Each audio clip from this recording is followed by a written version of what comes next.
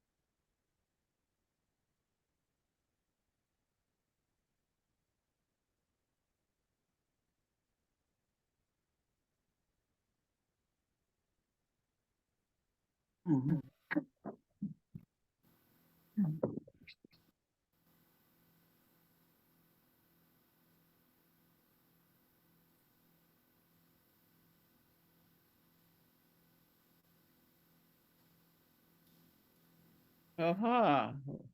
Somebody just said, no, it's not. Let's try that.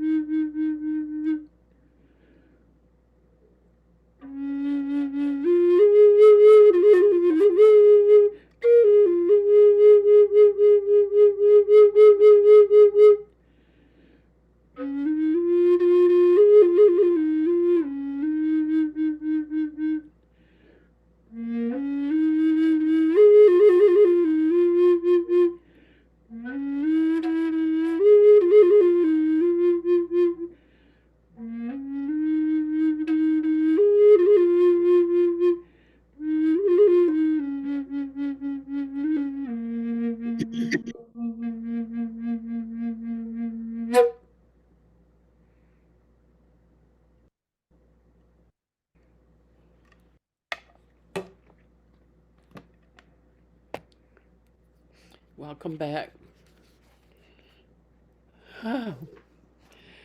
Welcome.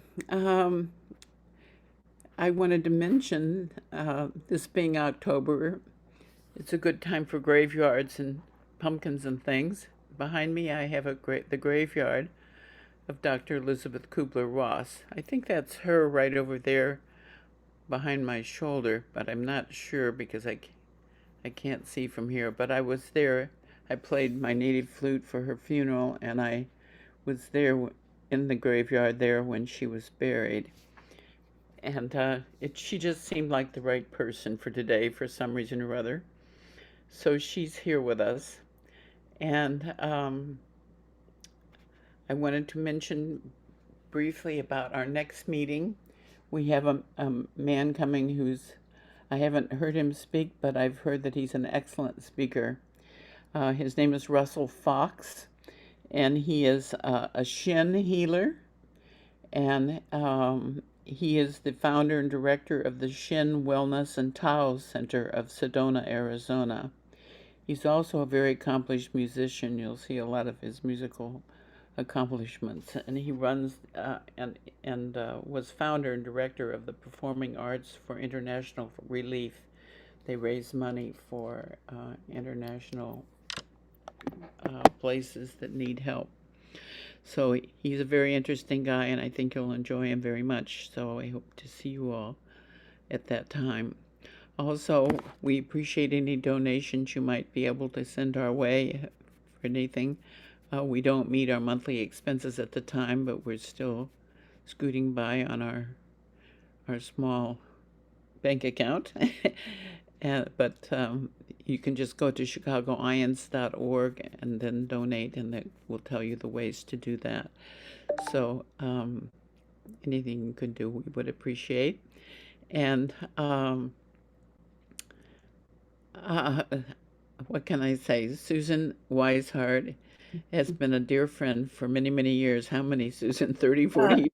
Something like that. Very long time. Probably past lives too. No doubt, past lives too. She's spoken for us a number of times and always had wonderful presentations. And today is special because she's going to talk about Michael Newton's work and his research. And I'm going to just turn it over to Susan and let her tell you more about all of that. And she has a website and a very active practice and does all kinds of wonderful things. I've had regressions with her, and she's marvelous. So welcome, Susan. It's all you. Wonderful, and welcome all of you. And I'm very grateful for Chicago IANDS and the service that it provides, especially during these very challenging times. The inspirational speakers in a safe place for like-minded spirits to come together and support each other. So welcome all of you. So we live in a time with challenges, in case you haven't noticed. And many of us chose to incarnate during this time period to be of assistance, to anchor the light, extend the light. Every 2,000 years, we transition to a new time period. And we are in the 200-year transition from the Piscean age of patriarchy and obedience to religious authority to the Aquarian age of inner obedience to our soul. The Aquarian time is characterized by more altruism, unity, freedom, and equality. But we're right in the transition, about halfway through the 200-year transition. And it's not the easiest time period to go through. There's a lot of chaos and upheaval. You know, the old energy wants to hang on, and the Aquarian energy wants to come in, but there's polarization and resistance. So you get a lot of upheaval. And while it's not always a comfortable time to go through, it provides great opportunities to become aware of our collective and personal shadow. In other words, those issues from past lives and this life that we've swept under the rug are coming to the surface so that we can see them more clearly. Then we have a choice to heal what no longer serves us. So we have the personal and the collective opportunity for transformation. So it's very accelerated. So we are all in the process of awakening from the dream of separation from source. And we've forgotten who we really are as immortal souls, and that our true identity is love. Just like Dorothy in The Wizard of Oz, that kept searching for home and eventually woke up and realized she never left home. Here in Classroom Earth, we are in varying stages of waking up. By clearing the unconscious limiting beliefs and programs that we carry from past lives in this life, we can remember the joy of our true self, our spiritual essence. And people are in varying stages of awakening.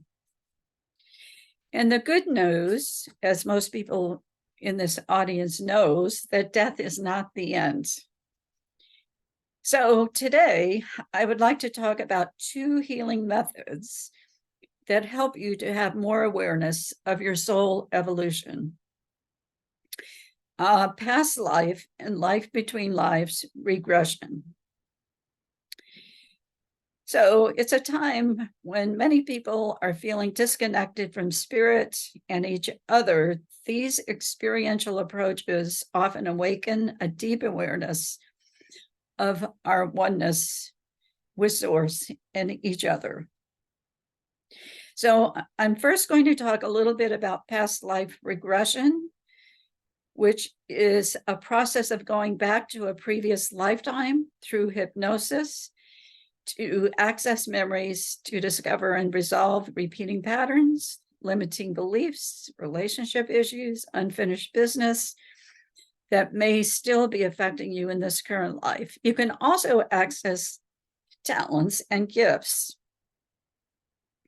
Then I'm going to talk a little bit about the life between lives hypnotherapy method that was developed by Dr. Michael Newton. This experience helps you to remember the afterlife between lives, to discover your life purpose, your soul lessons in your relationships, a deeper connection with your spiritual mentors and helpers.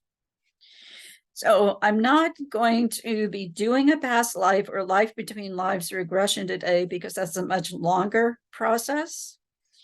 But if you're interested in an individual session, you can contact me through my website, susanwisehart.com. So the life between lives hypnotherapy is a methodology that was developed by Dr. Michael Newton, a counseling psychologist, and he regressed 7,000 people to their memories of the afterlife, a place where their spirit went after death, between their lives on earth. He initially did not necessarily believe in an afterlife, nor was he religious or spiritual. Dr. Newton began past life explorations when he happened upon a discovery during a hypnotherapy session with a client who he was treating for pain. When the client was asked to go to the origin of the pain, he remembered a previous life as a soldier who was killed. So, having processed through that life, the pain disappeared after that. So, Dr. Newton noticed people, when he would say go to the origin of certain issues, he would flip back into a past life sometimes and also remember the between state after their death. So other clients reported remembering experiences in the spiritual realm, like meeting loved ones who had passed on, spiritual guides and teachers. And after many reports like this, Dr. Newton shifted from skepticism to experiencing his own sense of spirituality.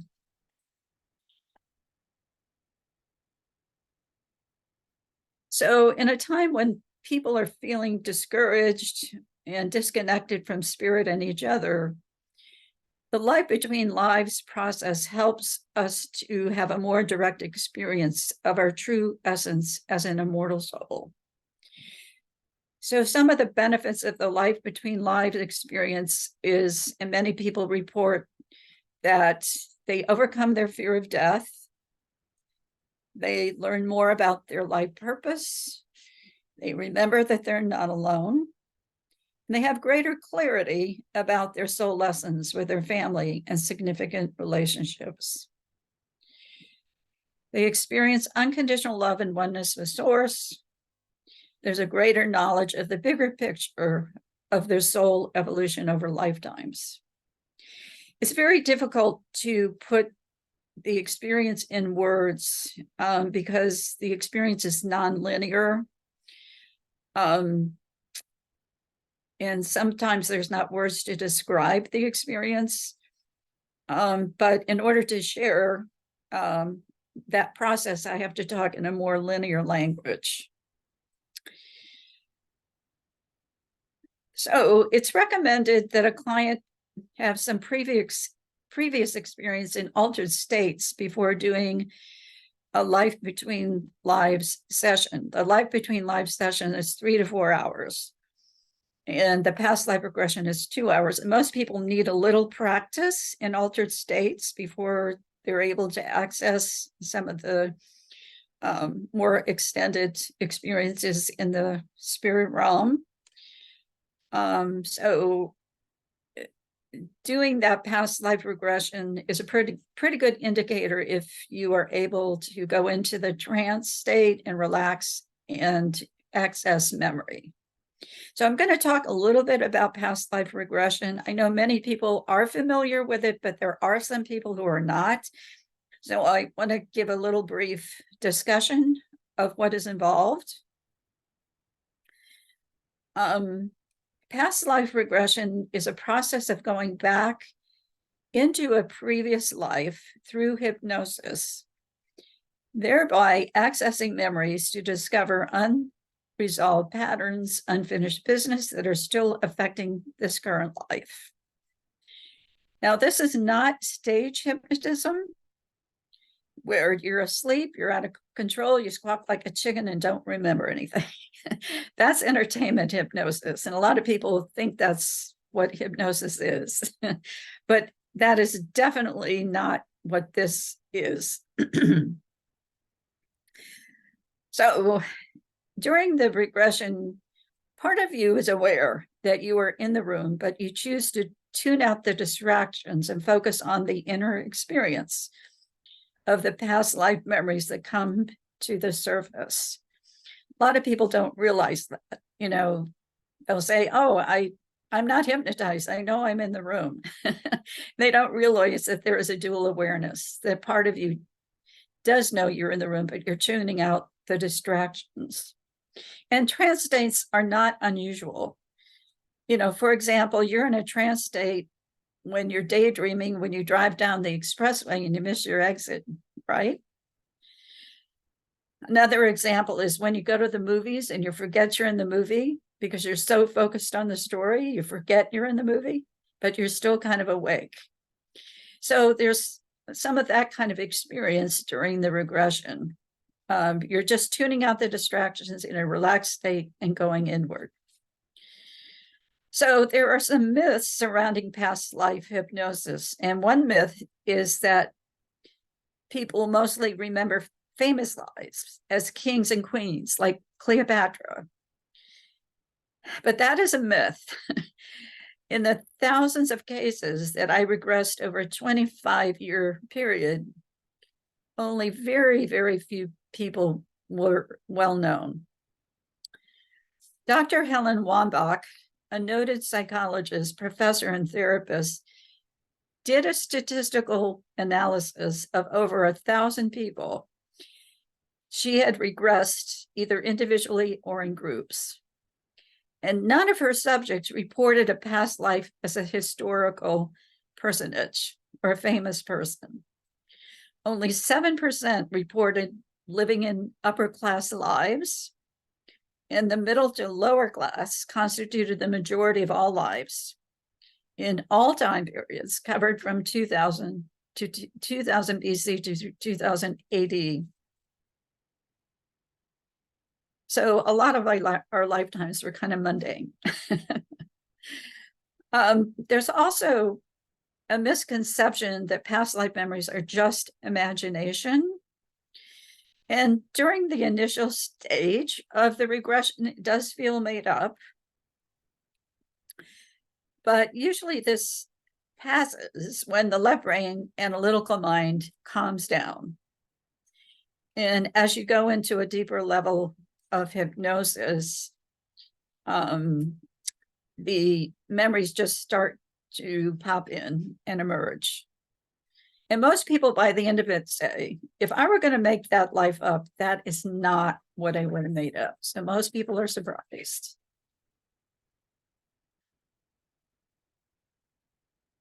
So past life regression therapy may be useful when other approaches have not resolved a person's issues. The origin of the problem may be in another life. For example, I had one woman that had a weight issue and she was doing everything right. She was on a good food program. She is working with a doctor. Nothing was working. And so I asked her, when did the weight issue come on? And she said, when I visited Ireland. Well, it turned out in her regression, it took her back to a lifetime in Ireland where she died in the potato famine. And she also had children who died in the potato famine. And so when she visited Ireland, it triggered the memory of starvation, and her body started packing the pounds on. So in the belief that, she won't starve this time around. So it was an unconscious trigger. So the good thing is, when she discovered this, and by the way, she has no children in this current life because she carried guilt into this life, that she couldn't save her children in that life and she wouldn't be a good mother. So she was able to offload some of this guilt to see the bigger picture, and shift out of the trauma of that life. And as a result, she was able to lose the weight and have more compassion for herself and her weight issue resistance. And sometimes past lifetimes block people from using their talents and gifts. So I work with a lot of light workers and intuitives and healers that are holding themselves back from using their gifts because we've been persecuted in other lives or killed or shunned for those gifts. And unconsciously, we have decided it's not safe to do that again in this current life. And I had a woman recently that she went to a couple of lifetimes where she was successful as a healer. And it was safe for her to do that. And that awakened that potential inside of her, because this lifetime she wanted to do more of her healing work, but she was holding herself back. So going to a life where she remembered being a healer and it was safe really, really helped her to shift. But sometimes you've got to clear the trauma of that life and to be able to move forward.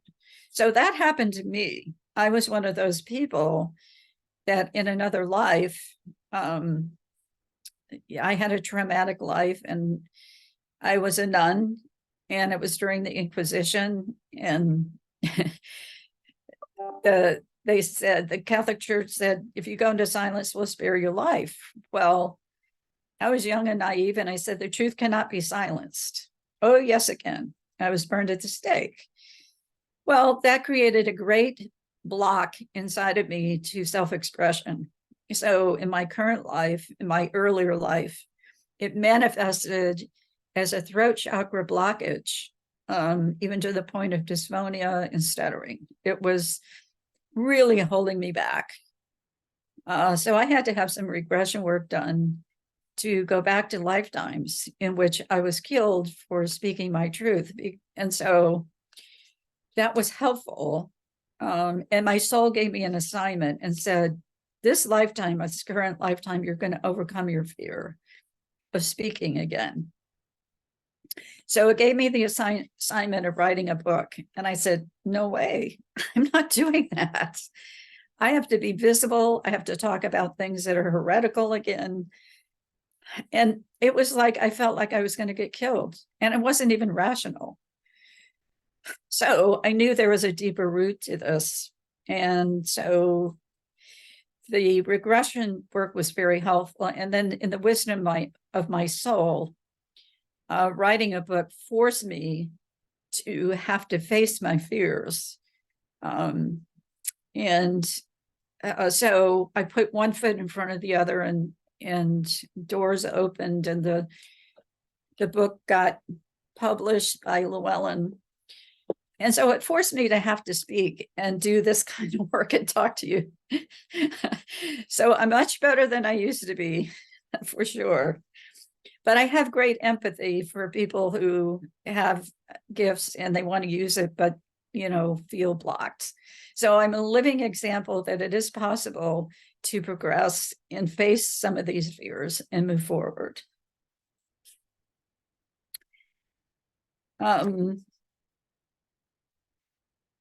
So a lot of people want to know, what is the research that supports, past lives? And there are a lot of skeptics. So there is some compelling research which has been done to investigate the survival of memory from one life to another. Dr. Ian Stevenson was a psychiatrist at the University of Virginia who researched approximately 2,500 cases of children who spontaneously recalled past life memories. And these children reported very specific and verifiable details of their past lives, even to the point as knowing the towns where they lived, the names of their former families, how they died. Some talked in foreign languages that they hadn't been exposed to.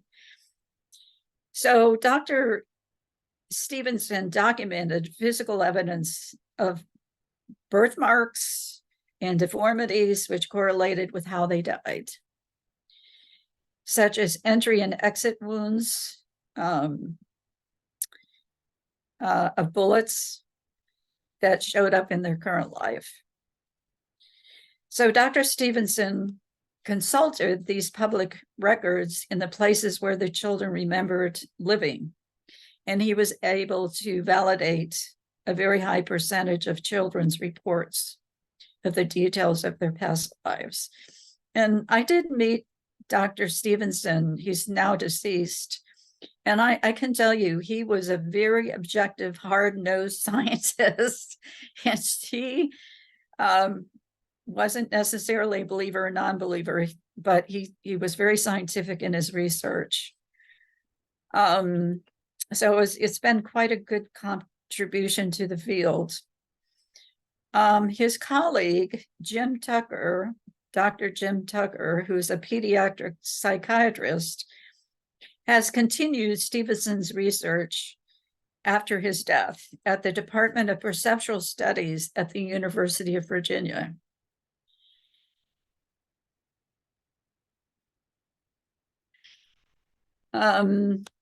So Dr. Tucker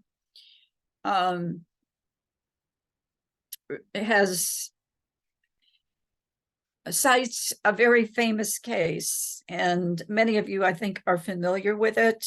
The 2-year-old boy who had nightmares of being shot down during World War II as a pilot. And he remembered incredible details that an average 2-year-old would not know, such as the name of his aircraft carrier, the Natoma Bay, and the type of plane that he flew in, the Corsair airplane. He even knew the name and names of his own name as well as his fellow pilots. And his father, Bruce Leininger, who previously never believed in past lives, was able to meticulously document the details of his son's memories, even to the point of tracking down the boy's sister, who was still alive at 80 years old. And she verified all the details that his son reported and believed it was her brother. It's an amazing story. And I know Bruce Leininger spoke at IANDS a number of years ago. He's a very credible person. And he and his wife wrote a book called Soul Survivor, SSOUL, Survivor, that documents all of this. And it's amazing. Now, all of the books that I'm talking about today and references are on my website under the bibliography section of my website, SusanWisehart.com. If you go down to the footer on my website, there's a link there with a list of a lot of these books. So I'm going to talk a little bit about life between lives process. The focus of past life regression is more on the past life. The focus of the life between lives is on the spirit realm between lifetimes. It's a deeper hypnotic state than the past life regression that lasts 3 to 4 hours.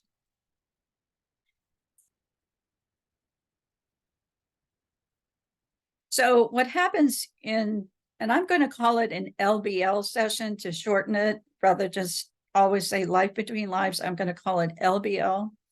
So what happens in an LBL session varies according to what the soul of the client needs to know and experience at this particular point in their lives. So in my experience, the LBL can range from highly structured with buildings and gardens and guides that appear in human form with various clothing, to the more abstract ones, such as androgynous light beings. And in some cases, it's like direct channeling of the higher self guidance. So it should be pointed out that, like I said before, it's not a linear process. It transcends time and space limitations. It's in now time, so to speak. So communication in the spirit realm is telepathic, and thought streams are often conveyed in downloads of information. And like I said before, for clarity, I have to speak in a more linear way, because sometimes the language is limited in describing the experience.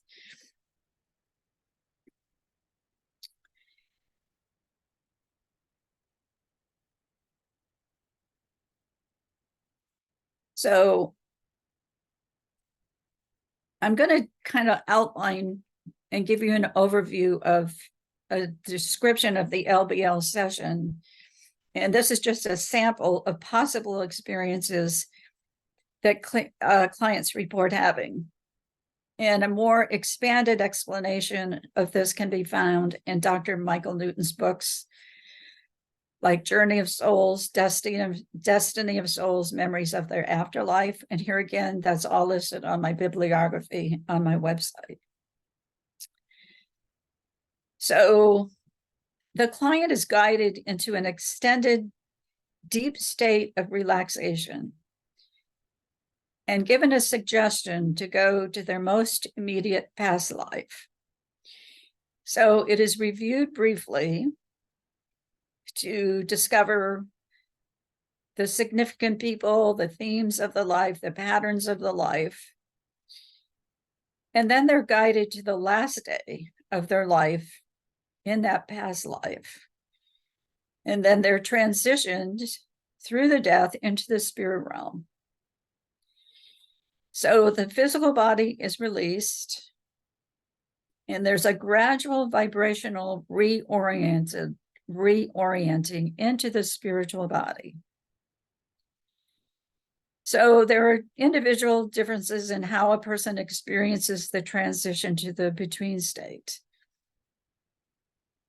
You know, some people see tunnels, you know, some people, it takes a while for them to connect, but other people go there very quickly, and then others hang around in their physical life.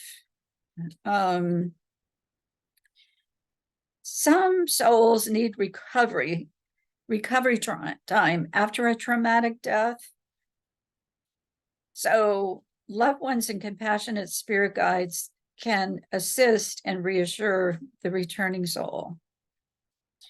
So there may be a restorative place, such as a garden, a park, a healing room for rejuvenation, until the soul is ready to move on, especially when you've had a traumatic life or, a suicide or something like that. There's a time of reorienting and healing. And Michael Newton reports, people reporting there are healers and people who will do healing work in the spirit realm to help the soul to move on. The returning soul is often greeted by their primary spirit guide, who assists the soul in a compassionate life review of the life they just left. The review could include lessons learned from their life, their relationships, unfinished business, limiting beliefs, or guilt that they've carried over. And the guides and teachers have been with them through many lifetimes, and they provide direction and support.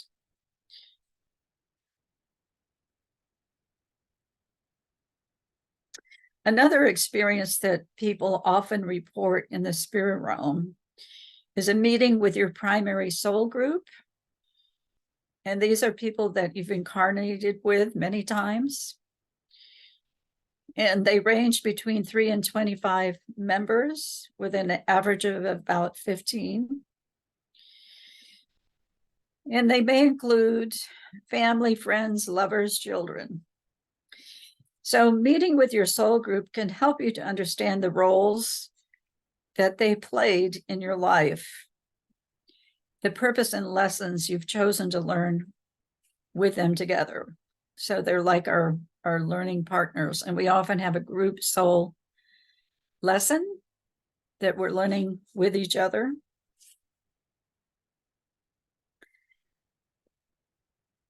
And another experience that people report is a meeting with the Council of Elders. They're advanced, wise teachers, master teachers who are unconditionally loving. So they help you to understand your life purpose, review your progress, help you to plan your next lifetime. And there are opportunity to ask questions about your current life as well. And I want to point out, this is not a karmic board that is sitting in judgment of you. I don't even use the word karmic debt anymore. I say karmic lessons, because this is not punishment. There is no punishment, only encouragement to learn from mistakes, to release guilt, and to move forward with compassion for oneself and others. So the idea is, yes, we've all made mistakes, but errors call for correction, not condemnation. So the lessons that we failed to learn are presented once again in other lifetimes, often with the same souls, but playing different roles. I liken it to the movie Groundhog Day. How many people saw the movie Groundhog Day? Bill Murray. Great analogy for reincarnation. He kept waking up and reliving the same day over and over, making the same mistakes until he became more aware and changed his behavior. And we do that to some extent with past lives. So what we fail to learn in one life, often it will be presented again.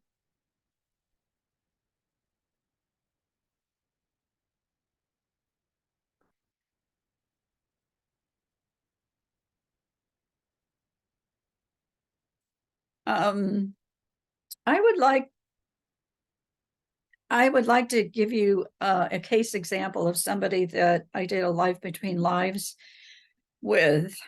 And this case study is written up in my soul visioning book.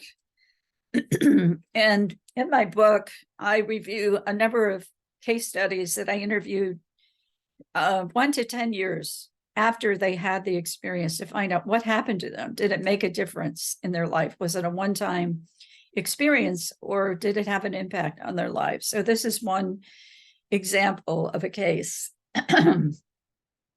So I interviewed a client 2 years after her LBL session to find out the impact it had on her life.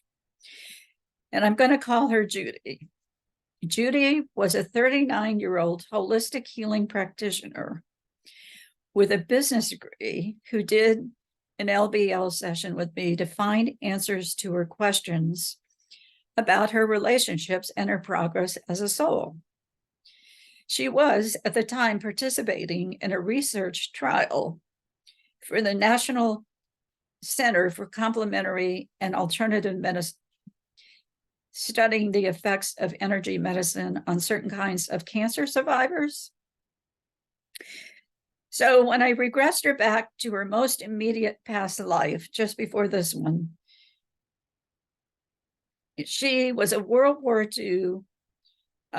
It was a lifetime during World War II as a Filipino man who had died when the Japanese bombed Manila. It was a simple life, and he was a hard worker, but he gossiped a lot, sat on the sidelines, and complained too much. He contributed to his family, but not to his community. His village was bombed and destroyed. His last memory before death was a sharp pain in his head. And it should be noted that sometimes symptoms carry over from past lives and manifest in the current life. And Judy, in this life, her current life, has headaches. And she reported that the headaches lessened significantly after her LBL session. So the Filipino man, who was Judy in that past life, he quickly left the past life and transitioned into the spirit realm, where he was met by 2 guides, a male named Marmon and a female named Josephine. They cleansed him with healing light energy to clear the pain and the trauma of a violent death. And Judy said, I felt like I had a new outfit on, a light body. She felt refreshed. So her guides reviewed the past life with her, and she realized that she needed to stop complaining about life and take action. And her guides then took her to a meeting in a round room where she met her council of elders. I think she called them wisdom keepers, and they were dressed in blue robes. The wise beings were loving yet firm. They discussed the lessons she needed to learn in preparing for her next life. They reassured her that although she was on the right track, she needed to be patient with herself because of her high expectations. They discussed how she had been unavailable to her family in her past life as the Filipino man. Having been a judgmental and abandoning male in that past life, she came back into this current life to experience the reverse, with a dominating father who was disempowering towards women. Judy realized that she had invited all the players in her drama to learn more compassion for herself and others. In addition, she wanted to know more about her current life relationship with one of her sisters, with whom she had many lifetimes of difficulty. There had been jealousy and jostling for position between them. And she realized that her sister had come into her life again so that Judy could disengage from the negativity between them. She needed to stop the pattern of complaining and work to change it.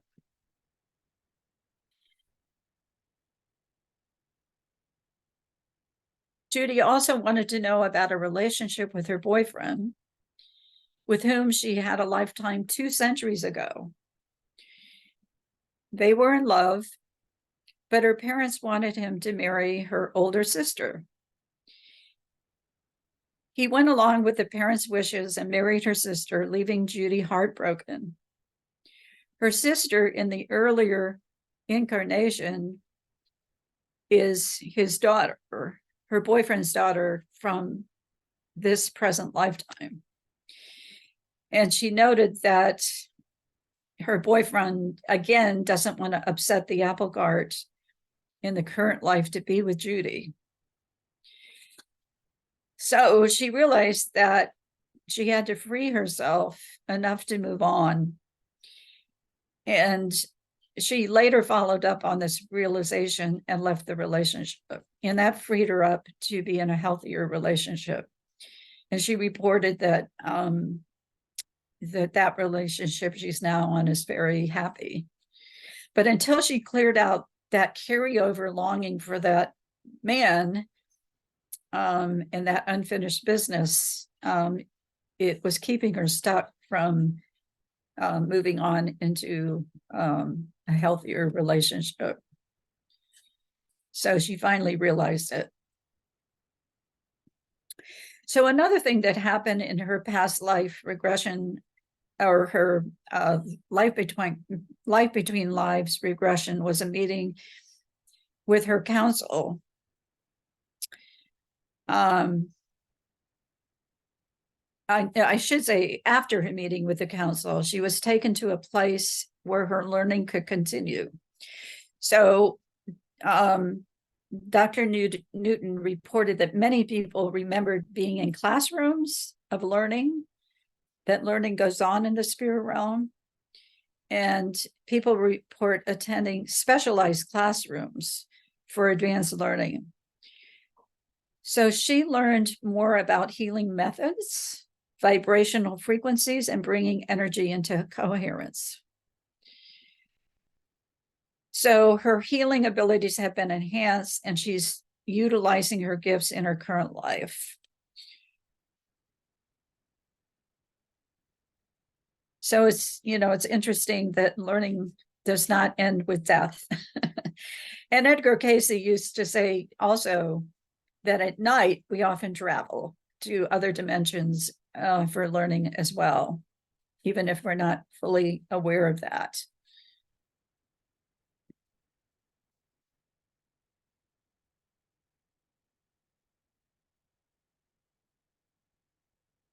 Yeah, so I found that past life regression and life between lives regression methods are invaluable to many of my clients. They often report shifting out of a victim consciousness, having greater clarity of their life purpose, a greater sense of not being alone, and experiencing unconditional transcendent love, a deeper understanding of the lessons they chose for this lifetime and the soul contracts with people in their lives.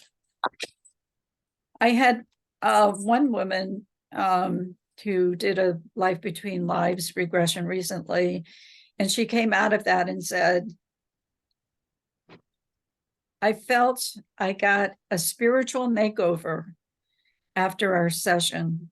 I felt renewed, happy, and grounded. I felt like I had an energetic bath with the entire experience of the LDL. So many of the people that I regressed over the years reported, even after 10 years, positive outcomes.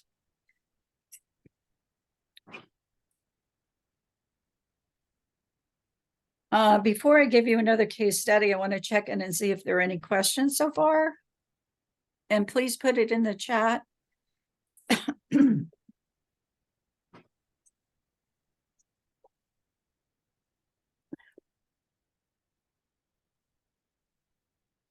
Okay.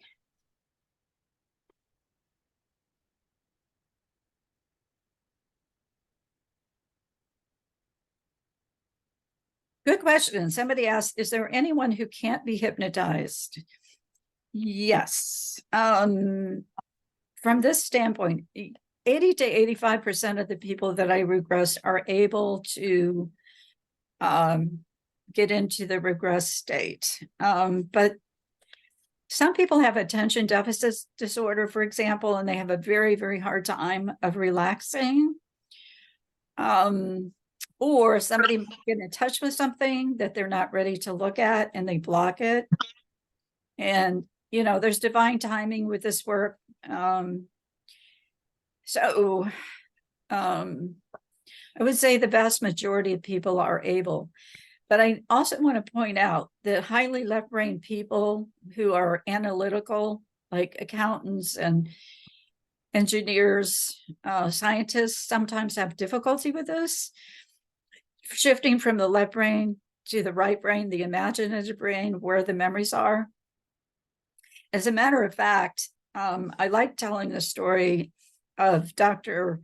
Brian Weiss that he says in his workshops to kind of reassure people if they don't get it the first time. He wasn't able to do this. He was so left brain linear analytical. For him to shift into the right brain, the imaginative brain, was very difficult. So he had to practice for 90 days of doing it every day with meditation before that left brain calmed down enough and he shifted into the right brain. The imaginative brain just allowed it to come. So there are a few people that can be challenged, but most people are able to. Now, I'll give you an example of one person who, and I talk about her in my book as well, a surgeon who wanted to connect with her soul team on the other side. And work collaboratively with healing in the earth plane. So when she got to the spirit realm, she was blocked. So we had to get to the root of the block. Well, it turned out that in many lifetimes, she was persecuted, shunned, and imprisoned for being a healer. Maybe, you know, accused of being a witch or something. So there was a part of her that had defense mechanisms that said, if you go into the spirit realm and open up those channels again, subconsciously, it was like, oh, it's not safe for me to do that. So we had to clear the traumatic lives or the lifetimes that was blocking her from going into the spirit realm and connecting with her higher guides, which we did do. And that freed her up. And then she was able to go connect with her spirit team. And we have different guides that help us that specialize. So she was connecting with the guides that were more medically oriented or healing oriented. And so she connected with them and gets guidance now. So sometimes there's some blocks that have to be maybe cleared, you know, to feel worthy of connecting with the love that is there for us. You know, if you have a pattern of not being able to receive love, sometimes you have to help clear the blocks to feeling worthy of receiving that. It's always there. I mean, they are unconditionally loving and supportive, but sometimes we don't feel worthy of it. So those are really good questions. Somebody asked, how old does a person have to be to have a past life regression? Here again, that's highly individual. I'm very careful about doing children, regressing children. Although some of the children that are coming in now are more advanced and more spiritually attuned. A lot of adolescents that I've regressed that are a little bit more mature, older souls are able to do this, but I screen people very, very carefully. So there's no hard and set rule for this. I take it on an individual basis. But as a general rule, children don't have the ego strength necessarily or the life experience to put some of those lifetimes in perspective. Like if they go to a Holocaust life, that's not always something they're ready to process, for example. Any other questions? Good questions. Have I ever regressed anyone who has been sociopathic? No. There are some people that I will not regress, people with severe mental illness, like schizophrenia, for example, or severe depression, because there's just not the ability to disidentify enough from the ego and not have that filtering what comes to the surface, interpreting it in a healing way. Somebody who's severely depressed, I try to help them to get more stabilized and in a position to be able to process in a positive way. Otherwise, they're looking through their ego lens at the life. How do you clear a traumatic lifetime? I'll give you an example of a woman that came to me with, she could not be touched. She was tactily defensive. She couldn't have exams. She couldn't, physical exams. She couldn't date. There was nothing that explained it. There was no trauma in her current life. So it turned out the root of it was in a past life, in a Holocaust life. And I think she was like young, 12 years old or 12 or 13. And she got separated from her parents and put into a prisoner of war camp and was molested by a German soldier. So that left a very profound trauma with her that was still there. So we had to work with that by connecting her with her higher self, her soul, and maybe bringing also her loving guides to support her to look back on that life and help her to express the anger at the German soldier who molested her, because you can't skip steps. You've got to own the feelings that you have. So she communicated with him her anger. We also had to help that part of her, that child part of her that was holding that energy, to realize it wasn't her fault and to help her love herself and release the shame. So just like, you would work with an abused person in this current life, you still have to work with that part that is carrying that trauma energy. So we did a lot of that healing and processing it. And then I had her re-script the life. And I said, if your higher self, your adult self, could go back into the life and change it, given what you now know, what would you like to see happen? And she said, I'd like to escape with my parents and go to a safe town, be taken in and live my life, a full life, feeling safe. So she envisioned that. And the beauty of it is the subconscious mind takes that as if it's real, that it really has happened. So that imprints a new memory. That's in her energy field rather than the old trauma being in her energy field. It doesn't wipe the old memory out, but there's no charge left with it. So it helped her to really understand where some of her inability to be touched was coming from, and to begin to shift out of that energy. So that's just one example of how I've worked with trauma in a past life. Any other questions?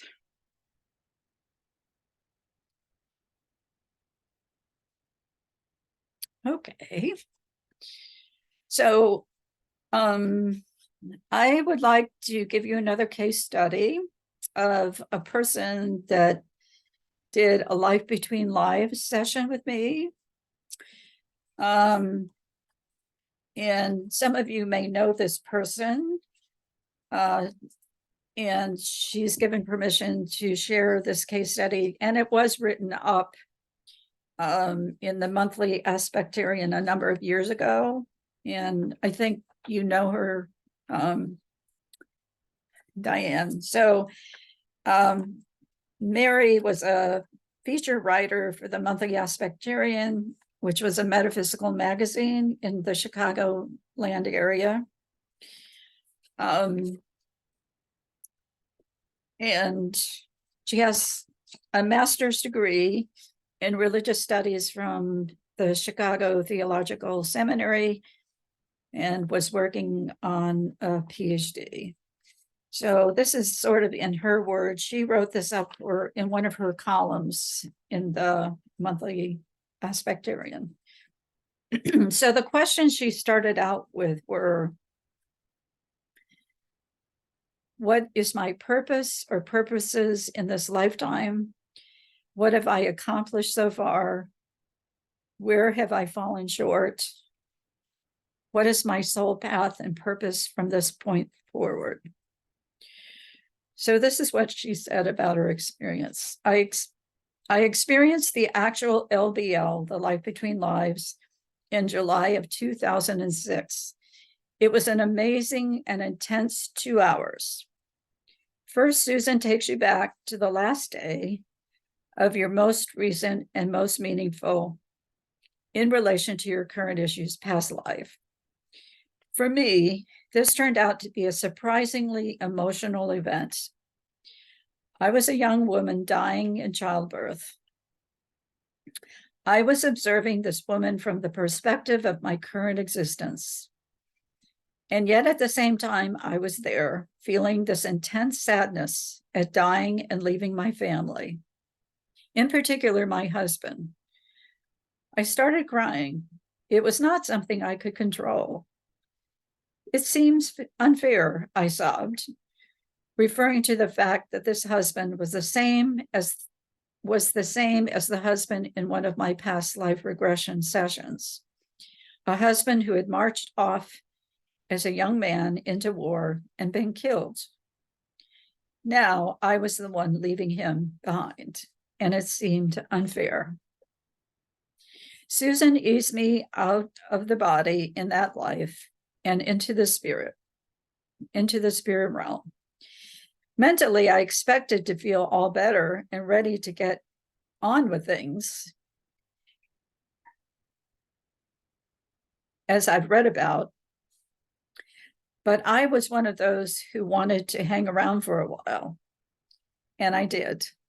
So she didn't go into the spirit realm right off the bat.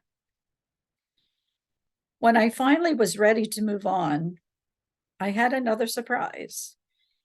I expected to pop up in a garden setting of some kind, but instead, after a journey that seemed like a ride on a bullet train of pure energy, I ended up in a square in front of a large building with several majestic pillars.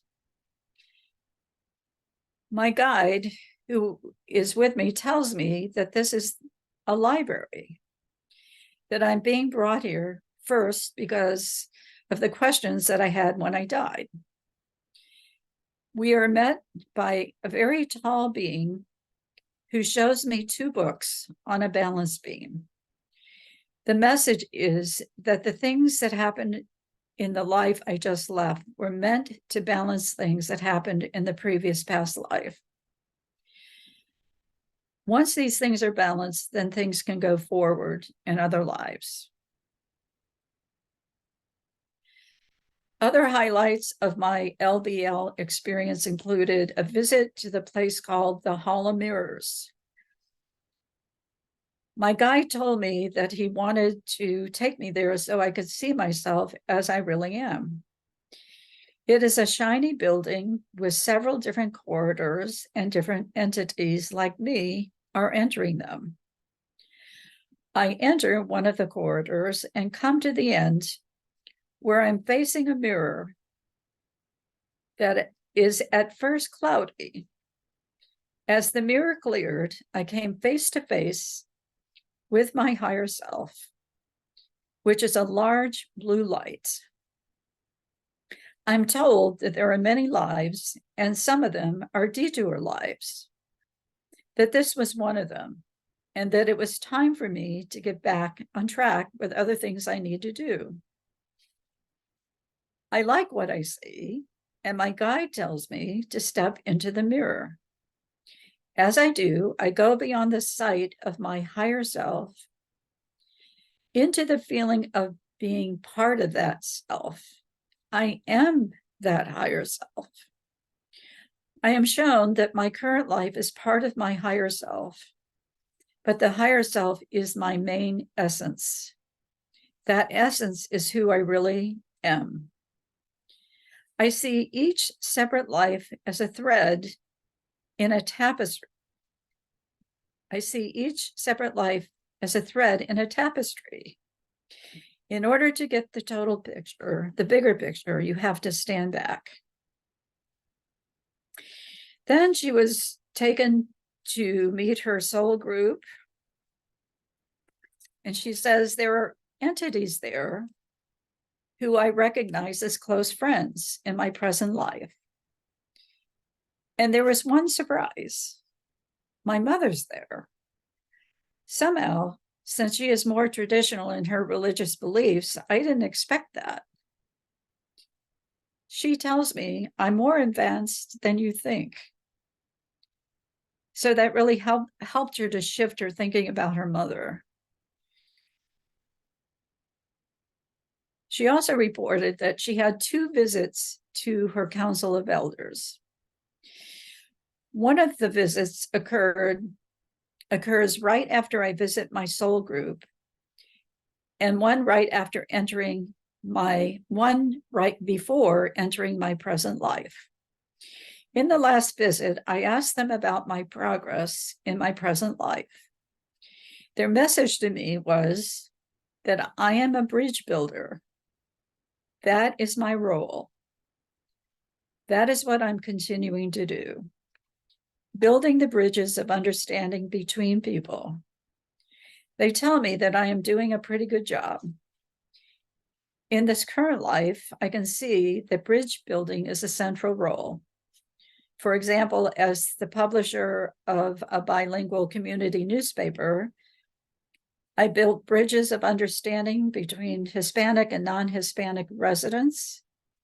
And with my PhD studies, I am building bridges of understanding between science and theology, and between traditional Christianity and alternative spirituality. In this column, I also try to build bridges of understanding by showing that there are many paths to the divine, and that we are richer by exploring and appreciating them. Sometimes I get frustrated about all this soul path stuff. What am I doing here anyway? Type of thing. But the visit to my council of elders provided a measure of comfort to me. So I guess what I would say is, during these challenging times that we're all going through right now, we must remember to choose love over fear. We need to unplug from the media and the electronics and the many distractions that disconnect us from our spirit and our soul. We need to be able to go to the peaceful place within us that reminds us of who we are as immortal souls. We need to be the change you want to see in the world. Anchor the light, extend the light. So that requires us to quiet our minds, find a peaceful place within us to recenter. Maybe you need to walk in nature, meditate, clear a space in your schedule to breathe, center. Otherwise, we're pulled into the vortex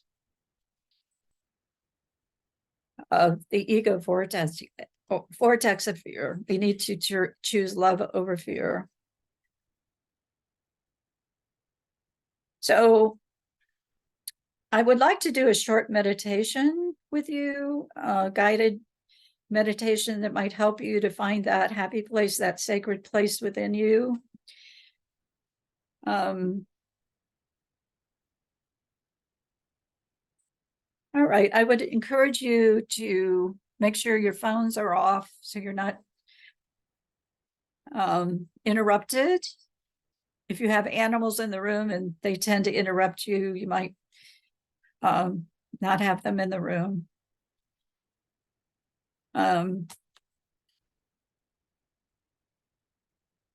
Just get comfortable.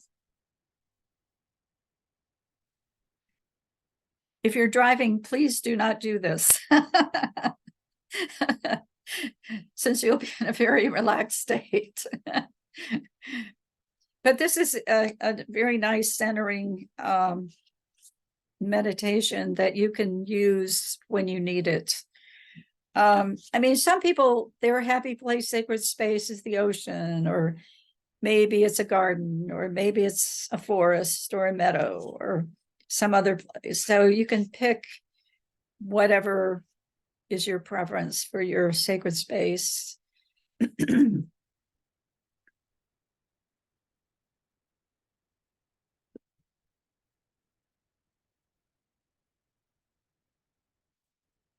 Okay, just letting everybody get settled and calm.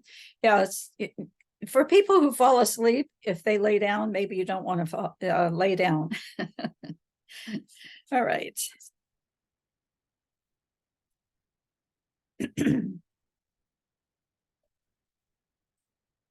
Hey, is everybody settled?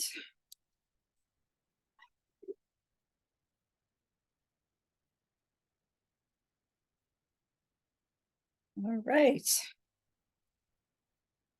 I think we got it here. Let me just check one thing.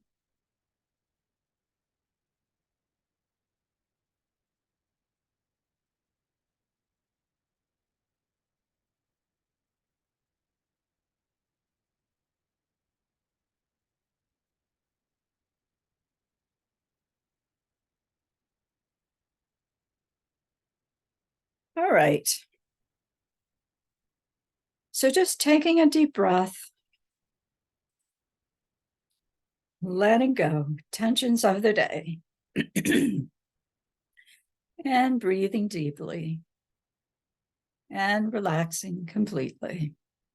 So comfortable, so safe, so relaxed.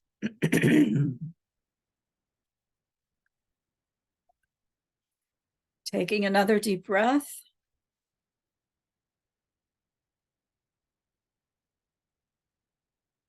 And I invite you to imagine a bright white light, a beam of shimmering iridescent white light coming down from above, entering the top of your head and filling your body to overflowing. And the light surrounds your heart with light and love. And it expands and totally surrounds your body with a white light aura of protection and balance and harmony. And you're relaxed and at ease, at peace with yourself and the world and everyone in it. And any outside noises that you hear just helps you to go even deeper into relaxation. And if any outside thoughts should come into your mind, simply brush them aside and return your concentration to the sound of my voice.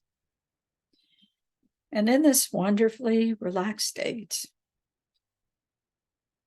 I invite you to imagine a beautiful staircase of 10 steps. As I come down from 10 to 1, each step lights up with a beautiful golden light that fills every cell of your being, relaxing more and more with each step down. 10, 9, 8, 7, 6, 5, 4, 3, 2, 1. At the bottom of the stairs, deeply relaxed. And ahead of you, notice a door with a door handle. And on the count of 3, I want you to open the door to your happy place, your sacred space, whatever that is. Whether it's the ocean, the beach, a garden, a mountain, a forest, a meadow, or someplace else. Step into this beautiful setting, making it just the way you want it. So safe, so comfortable, so relaxed. And if you're in nature, perhaps you feel a gentle breeze against your face and smell the fresh air of the outdoors. Just noticing the beautiful colors of nature. It's a perfect day, a perfect temperature. So calm, so relaxed, so safe.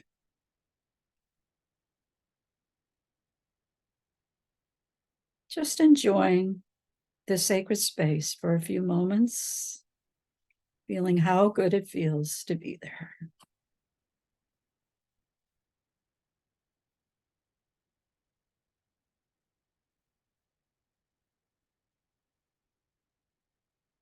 Just connecting with that quiet place within you.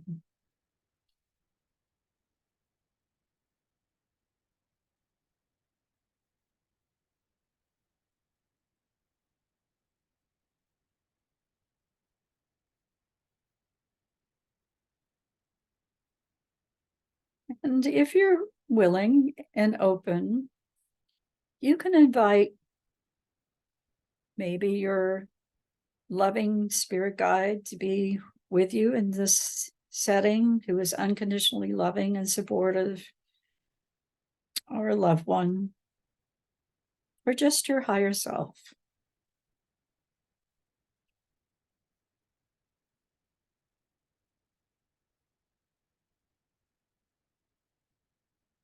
And what is the message for you?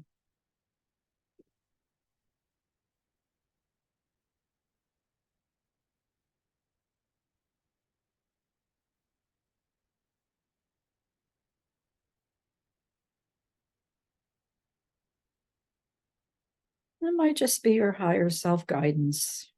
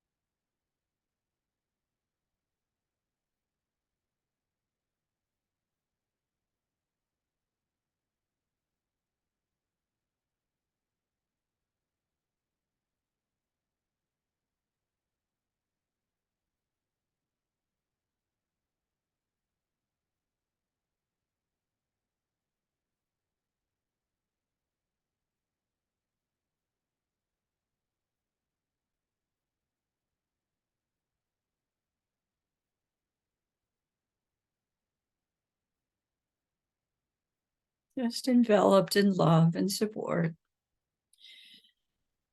And just knowing this is a place you can always return to for respite and renewal. And perhaps you could take something from your sacred space to bring back with you. A flower, a stone, or just a feeling that will bring you right back to this place, this peaceful place.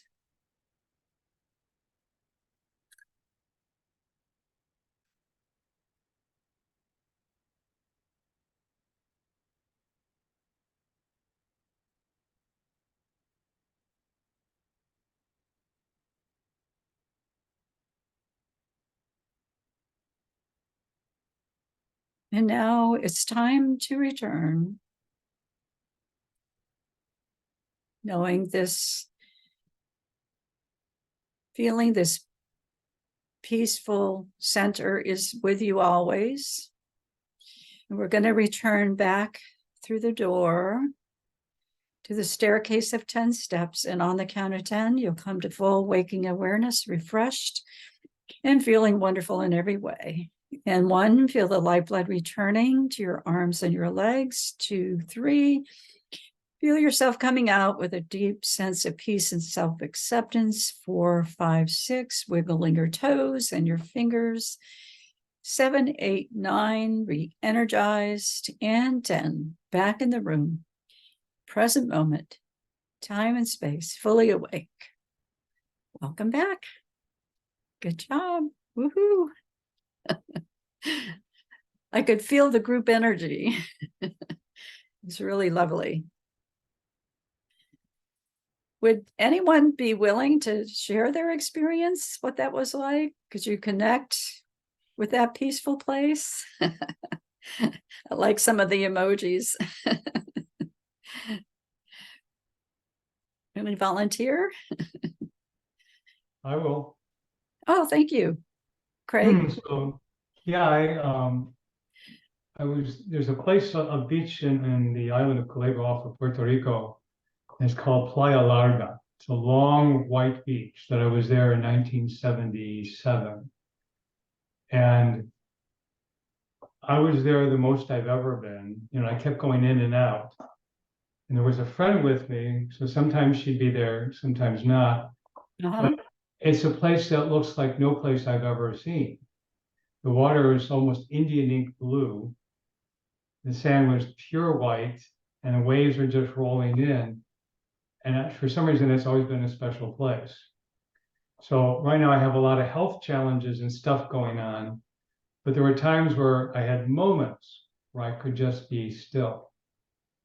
And it was upsetting that I wanted more but couldn't do it, but I said, that's okay, at least I'm here, and whatever moments I get, I accept. But I did feel myself finally calm down finally today and be much stiller. So yeah. Oh, wonderful. I'm going to have to check this place out. I have a cousin in Puerto Rico, and Yeah, it's not easily accessible, at least when I was there, that I knew there was a pharmacological medical factory where they would make sterilized water and things. So I knew my friend Susan and I, we had a couple that they knew that lived there, but you have to walk several miles. So it is, at least then, it was not a tourist place at all. got it. But the island of Culebra, which means snake. But it was just Beautiful. gorgeous. And it's like, that was, it'd be a shame that if it was all no touristy, because that's what made it special, is nobody was there. Excellent. So yeah. So is this a place you can go back to in your mind's eye and reconnect with that? Sometimes. Yeah. When I do this, sometimes I can get there, and then my mind kind of switches to several places. But it's a place that was very special when I saw it. But I also have to realize that I can't always get there, and that's okay. That's right. I love forests. I love mountains. Even just sitting in the lake and just looking out at Lake Michigan in the distance. Yeah. Too. But this place is like no other. Yes. And I like the way you said, compassion for yourself. when you're not always able to connect with it, because sometimes our judge and critic, criticizes us if we can't always get there. And I think that plus having all this anxiety and fear about stuff going on with my health, it's harder to just let all that go easily. Before all this started, it would have been a lot easier. But even over the years when I've been doing like guided meditation or whatever, it's still, for some reason, I can't get there totally and stay there. And I'm curious, I don't have an answer why, but that's the way it's been. Yeah, I mean, there are a lot of different reasons that, sometimes it just takes practice in being able to do that. Sometimes we have to calm our nervous system that gets overactivated. In my book, chapter 3, I teach a method. It's called the WE method, which is bilateral brain stimulation, that helps shift out of the fight, flight, freeze part of the brain to a whole brain response of peace and calm. Something like EMDR? It's a modification. It's a hybrid of EMDR and EFT, the emotional freedom technique, and right. eye movement desensitization. It's bilateral brain stimulation with a positive statement. It's a pretty simple one that most people can learn. Another one that I like, which I can do right now and show you, is a havening, called a havening technique for calming the nervous system. You know how dogs, get activated in thunderstorms and they use those weighted blankets? Well, that's a havening technique. So the one that I want to show you is pretty simple. And it's just because your hands have healing energy.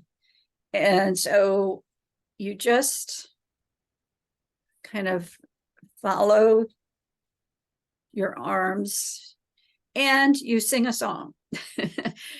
So I like row, row, row your boat gently down the stream. Merrily, merrily, merrily, merrily, life is but a dream.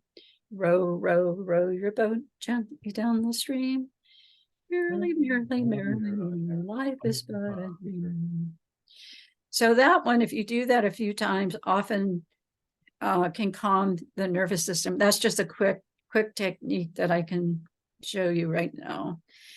But there are other ones as well. Anybody else want to share their experience?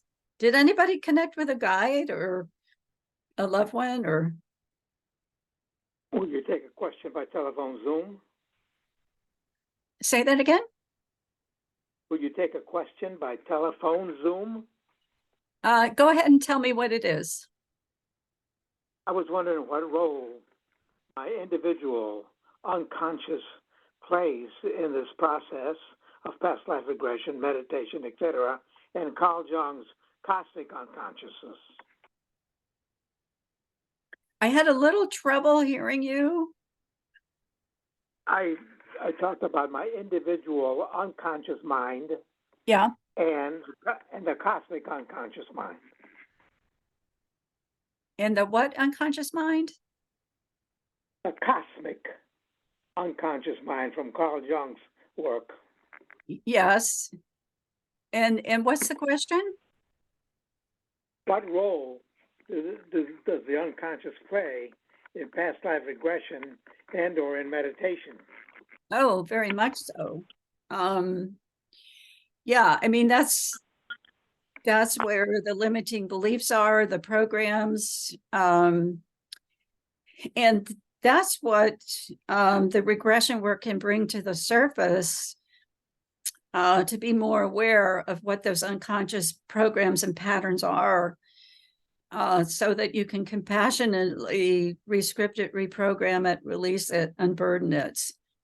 Because 95% of the mind is unconscious.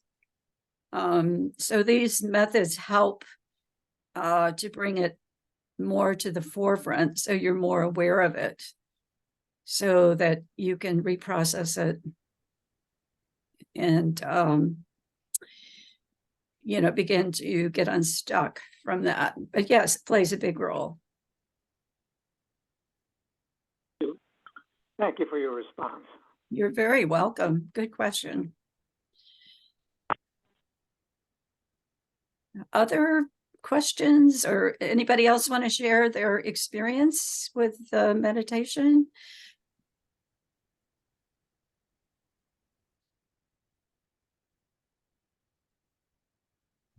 I could share. Yes. What I saw was, I live like across the street from the park, and then there's like the lake. So it was like I was there at the park, but it wasn't the park. It was like a forest. So it went from like a physical reminder of a thing to like seeing it through a spiritual lens type of feeling, experience. And what was that like for you to experience it through a spiritual lens? It was very relaxing. It was kind of inviting me to explore the place a lot more, to like return there and explore it a lot more type of thing. Because that's usually where I go for like my prayer walks every day or nearly every day. So it was like inviting me to a more spiritual level. Beautiful. Wonderful.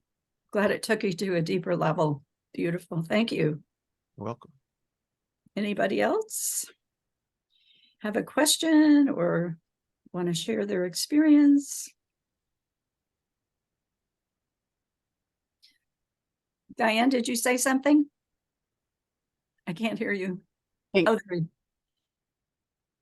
can't hear you. I think Teresa had her hand up. Let's see. Where is Teresa? Oh, thank you.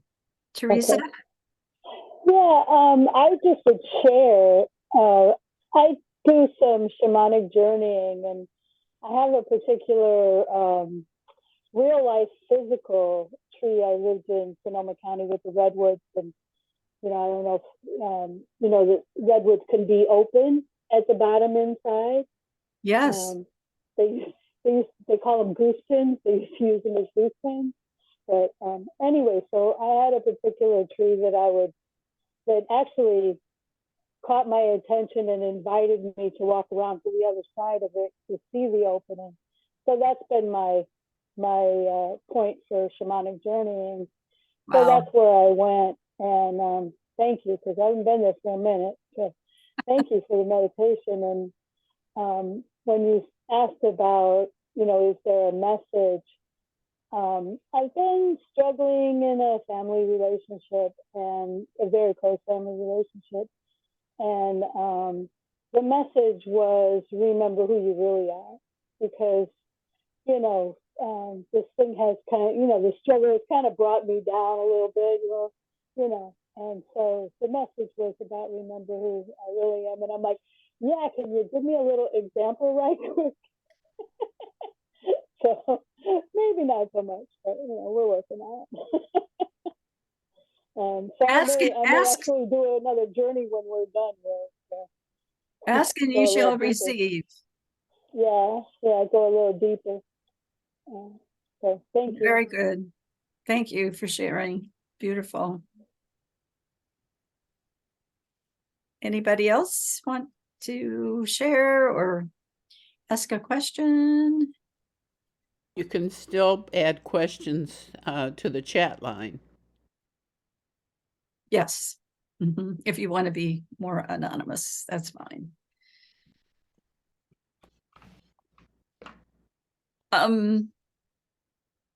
Also, I thought I'd give you a couple more examples of regression cases that I've done. Like one interesting case was somebody asked, well, how young do you regress children? I had a mother call me and say, my 9-year-old daughter has severe separation anxiety, and she just clings to me. She has a hard time leaving, or whenever I leave, she just goes into a panic. And she said, would you regress her? And I said, well, I think in this case, it would be best if I regressed you. She's a little bit young. Because sometimes you've had past lives together. So she the mother went to a lifetime where she was with her daughter, but the mother had committed suicide. So the daughter had a severe fear of abandonment that carried over into this current life. So the mother needed to forgive herself for that life and understand better why that happened. And she was definitely able to do that. And then she went home and talked to her daughter about it, and her daughter remembered it. I don't think she gave her all the nitty-gritty details, but her daughter understood what she was saying, and the mother reassured her that she would not leave her in this lifetime. This is a new lifetime, and that it was okay. So just processing it that way and talking about it shifted that child out of her stuck place of fear. Great.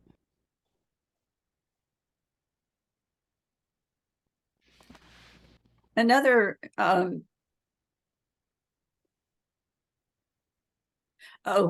there is another question. Do your clients receive a recording, or do they make their own? Okay, it used to be in the beginning, way back when, I used to record on cassette tapes, and then people said, oh, I don't have a cassette recorder. Then it transitioned to CDs, and I recorded on CDs, and then people said, no, I don't have a CD recorder. So now I record on people's iPhones, if they have an iPhone, under voice memos, and then they can take it with them. Or I record it on my iPhone, and then I email you the recording. So yes, there is a recording. There's another question. Somebody's asking about protection during past life regression, life between lives, hypnosis. Yeah, we always start the session with a prayer of protection, and their guides and my guides are with us during that process. So it's a very protected space. Yeah, we really set very good intentions and boundaries.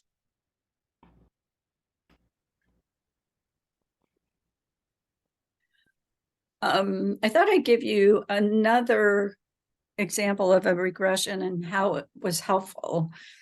I had a woman who is a healer. She was a nurse in a major university hospital, and she had healing ability, but she was holding herself back. And she said, I don't trust my ability. So I did a regression, and it took her back to a lifetime as a Civil War officer. And a lot of men died under her command. And she left that lifetime with a lot of guilt and felt responsible for their lives. So when I transitioned her into the spirit realm and she looked back on the life, she had a higher perspective of the whole situation and realized that the men that had died under her command, that was part of their lesson, that was part of their path. That was part of their blueprint to probably learn something about war. But that was not her responsibility. So it was helpful to her to shift out of the guilt. But what was really interesting about that case was she knew her name, her middle initial, last name, date of death, location of death. She went on the internet and found herself under Civil War casualties, same name, same location, same date. But the other thing that happened was she started talking in a foreign language. This is very rare. Most people do not do that. But I thought, oh my gosh, what language is this? I don't know. But because it was recorded, she had it translated and it was Native American. Well, her spirit guide is Native American. And it was like he was giving her validation for her ability. She's a little bit clairvoyant and psychic. And so it just boosted her confidence in her abilities. And it was very helpful to her. And she went on and did use her healing abilities in her work. It helped to unblock her. Oh,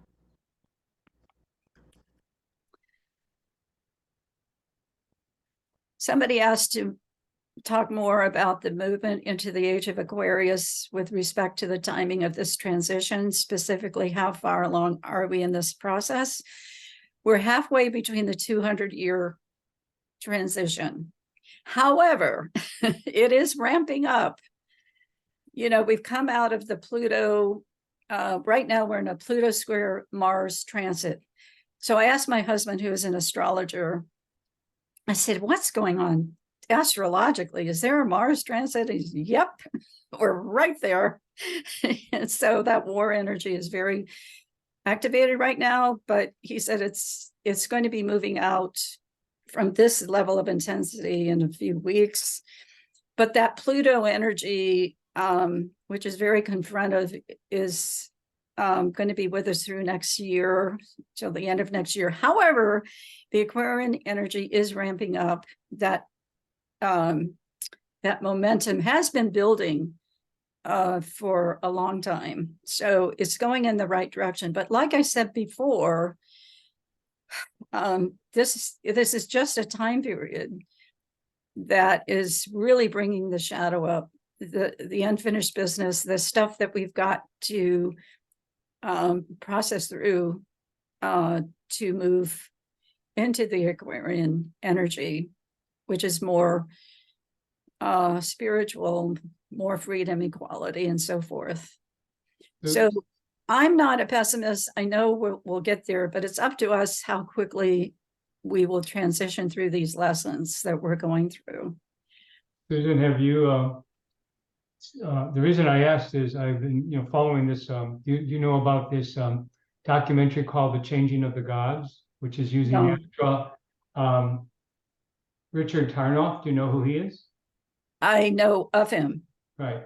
So they made this documentary, which is now available on Amazon, and it's 10 DVDs, and it's really quite good. And they talked about this period. And it seems like whether I, get an email from Agalsa-san, who's an astrologer, that this coming year is going to be, it's like this is kind of a pivotal year, 2024. It's like we've been building and building and building. Yes. And people think, oh, good, we're finally going to be done. It sounds like we're not quite done yet. No, we're not.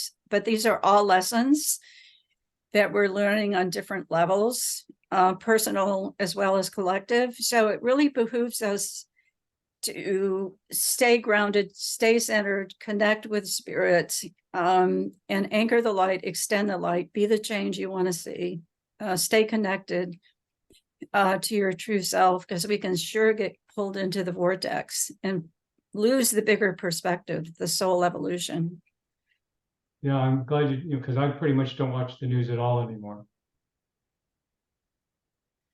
Say that again, please. I typically don't watch the news anymore.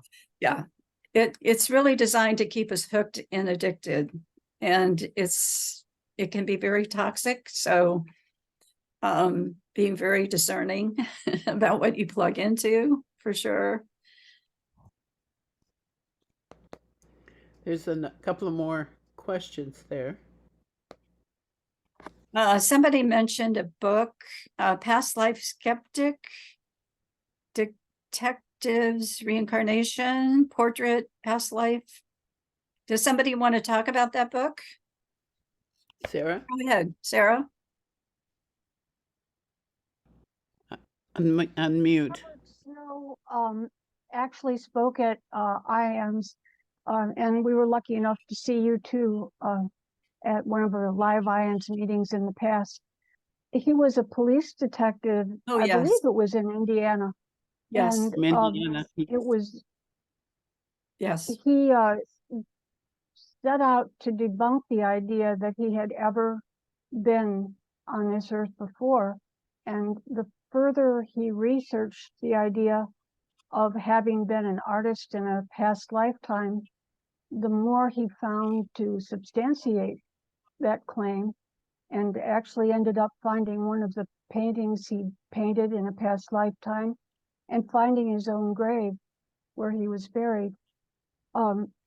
If there was, it caused him a lot of trouble in terms of his career, and he knew it would, because this was before people would give any credibility to this kind of research or this kind of thinking. But he's another individual who's very sincere and very genuine. Yes, as a matter of fact, he didn't believe in any of this. And I guess one of his coworkers dared him to do a past life regression. And he kept putting her off and putting her off. And finally, to get her off his back, he agreed to do the past life regression. And he was one of those rare individuals who just had an incredible ability to remember details. I mean, Technicolor vision details. And yeah, he had such detail that he tried to find himself, but he couldn't. But he happened to be going to a conference with his wife in New Orleans. And, you know, there's a bunch of, galleries there and antiques. And he happened to go in one of those and found his picture that he saw that he painted in that past life, exactly the same. And he asked the owner, how long has this picture been here? And he said, oh, they just pulled it out of an estate. We just exhibited it.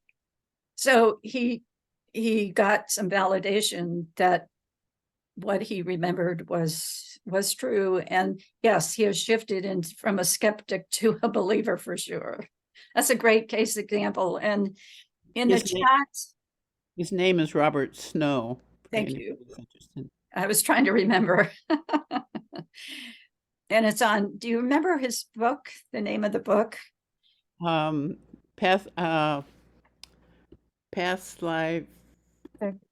Portrait of a Past Life Skeptic. That's right. Thank you. It's a great book. Yeah, it is. He was wonderful to have here. So that would be up on YouTube, his story. I think it is on his presentation to Chicago IANDS. .org. I think it's on. Yes. Okay, that's a great example. Larissa asked too, can you feel drained during this cosmic spiritual shift? Yes, because it's very challenging. It really requires us to do a lot of spiritual work to stay grounded and centered and process through all the stuff that's coming up. Our own material comes to the surface, but it's a tremendous time to do the healing work. But that's why we have to do spiritual practices to stay connected, you know, whether it's meditation or,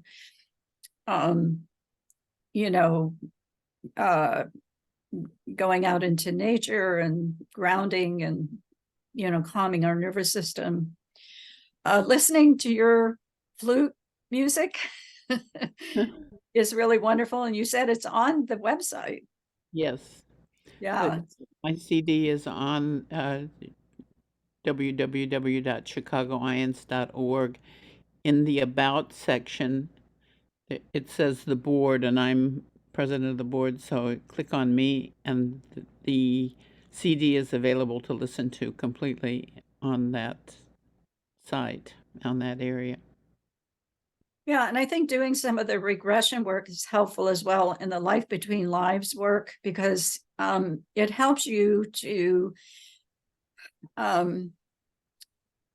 clear some of the traumas of past life, or triggers that still trigger us, because a lot of what's going on now, we've had past lives where we've been in war or we've been imprisoned, and sometimes it activates some of those memories. So if you can offload some of those triggers and heal them, that helps. And then the life between lives, connecting with your spiritual team and your support system on the other side, and just reconnecting with your soul is very helpful as well. Very Yes, challenging times. It requires us to step up and really do our work. yes.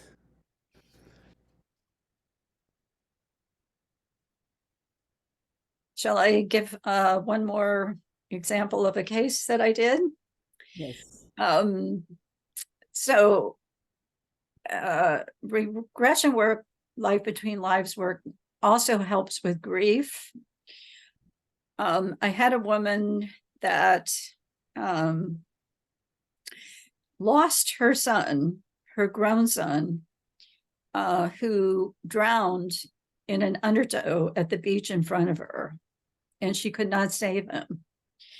So you can imagine the grief that she was carrying. And for 9 years, she had a very, very hard time releasing it. And so they did have a past life together, and I transitioned her into the spirit realm. And he showed up. His presence showed up. The veil is thinner now. We access the other side a lot easier. So contact with loved ones on the other side is happening more and more. But in this case, he showed up for her, and there was like a wind that went by her face. And he basically told her, "You do not have to worry about me. I am fine. This was not your fault." And he just comforted her, and she could see and feel his love enveloping her. And she said to him, "And you don't have to hang around here for me." She said, "I get it now. It's okay to go into the light." And so it brought closure to,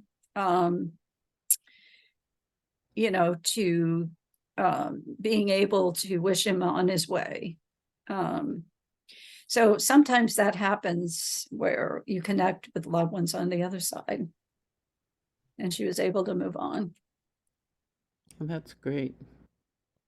I have a question here from Teresa. She's asking, will these groups ever go back to an in-person? We have a couple of problems with that. One is that a lot of people don't want to go into a hospital. Our meetings were previously in Evanston Hospital. A lot of people are not ready to go back into a hospital when we've got so much illness still circulating.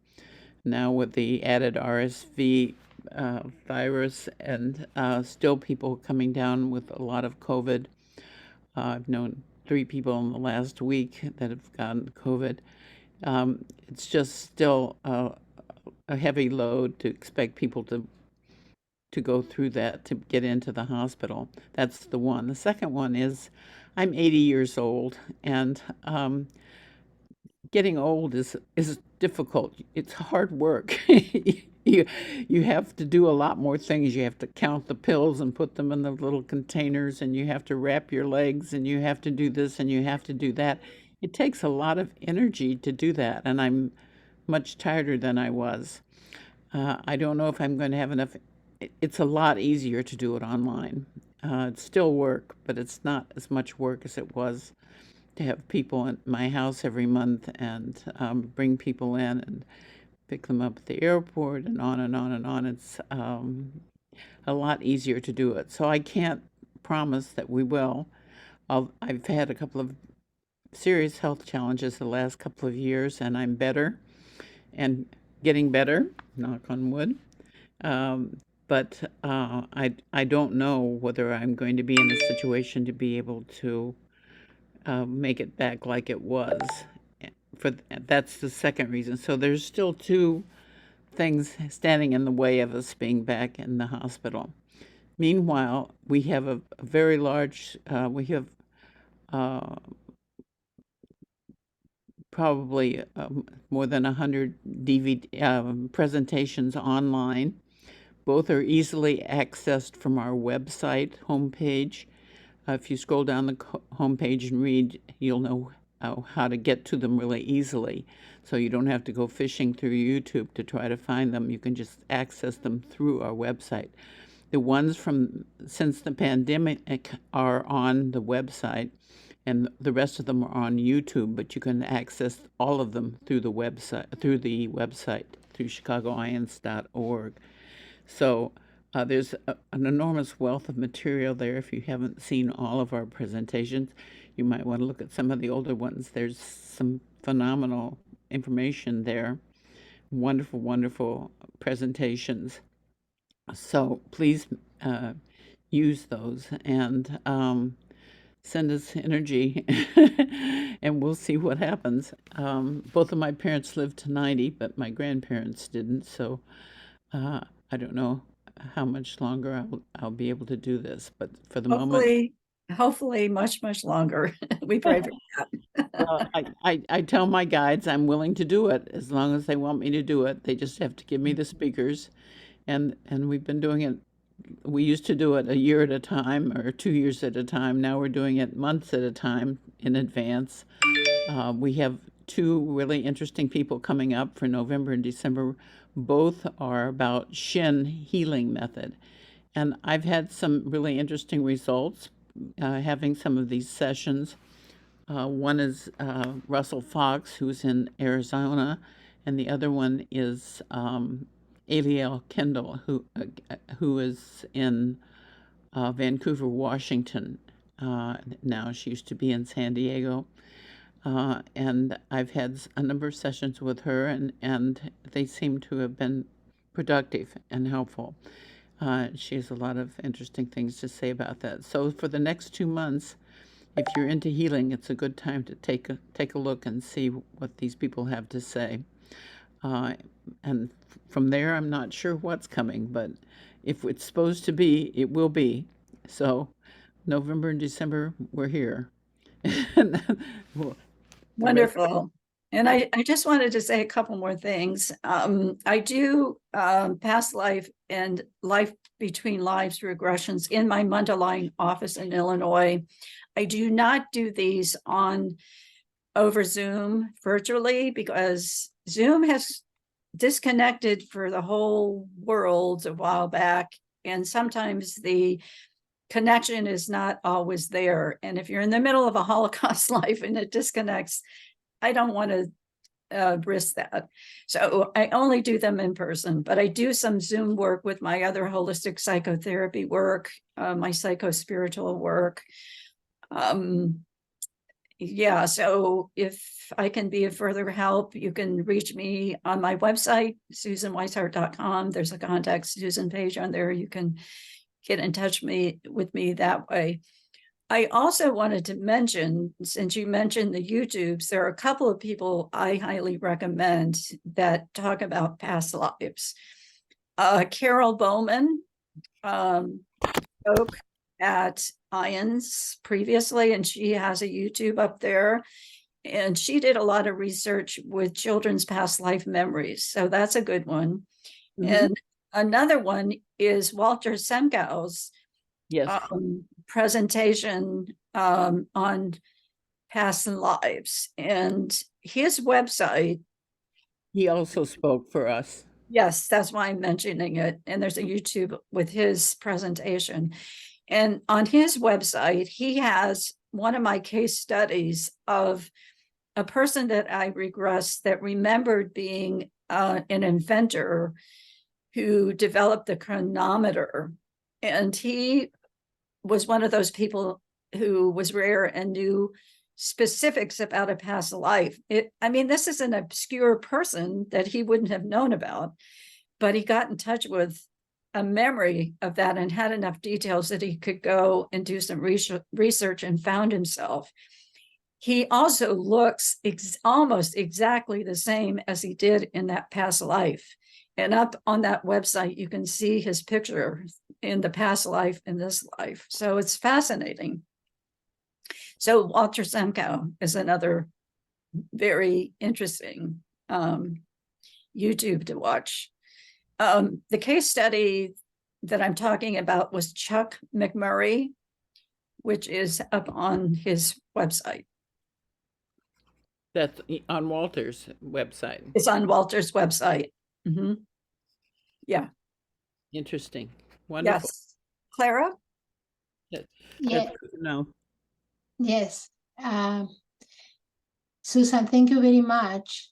I started to write the question and it was cut off, but I would like to know if you have any vision about the duration of the war in Israel, the conflict with Hamas that is so distressing. I do not have that information. I was going to have my husband take a look at the astrology of that situation, but he hasn't had time to look that up. But what I would recommend that we all do is maybe find a group meditative, a group that does world meditation. There was one that was just done yesterday, and millions of people joined that all over the world, sending prayers and holding space for the situation. So I think that's something we can all do